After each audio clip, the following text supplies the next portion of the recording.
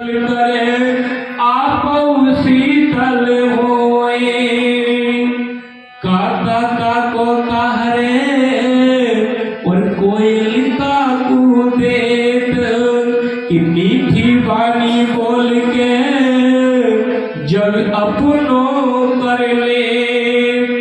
ऐसी वाणी बोलिए कि मन का आपा खोए और रन को शीतल करे आप शीतल होई।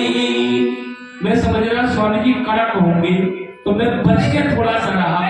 अब स्वामी जी ने मुझे प्यार से दुलार से बुलाया तो मैंने उनके चरण स्पर्श कर लिया। चरण स्पर्श कर लिए तो मैंने मेरी जेठ भर दी। ये व्यवहार होता है। इसीलिए जब आए हम इस जगत में कि जगत हासे हम रोए ऐसी करनी कर चलो कि हम हंसे जग रोए। हम संसार से हंसते हंसते जब ही जाएंगे कि हमने दूसरों को खुशी और प्रसन्नता दी है।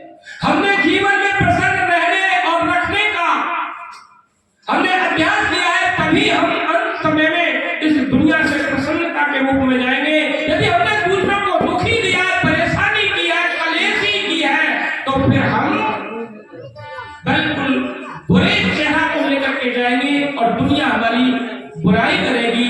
तो ऐसा हमें कुछ कर करके जाना चाहिए।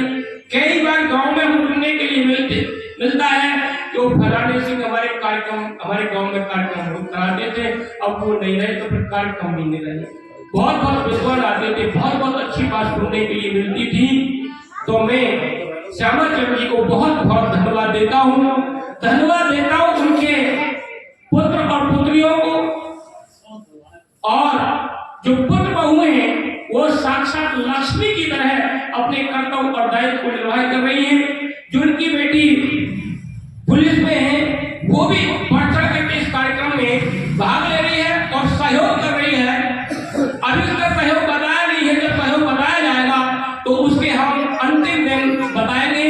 और ऐसी ईश्वर से प्रार्थना करते हैं कि परमात्मा उसको सद्बुद्धि दे, सामर्थ्य दे, इसी प्रकार से पुण्य और धर्म के कार्य में बढ़ चढ़ करके भाग लेती रहे।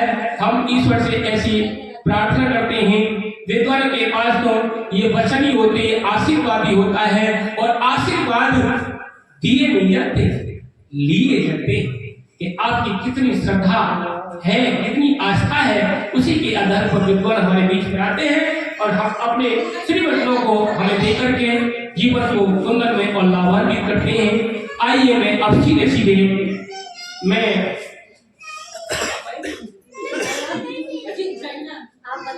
चलिए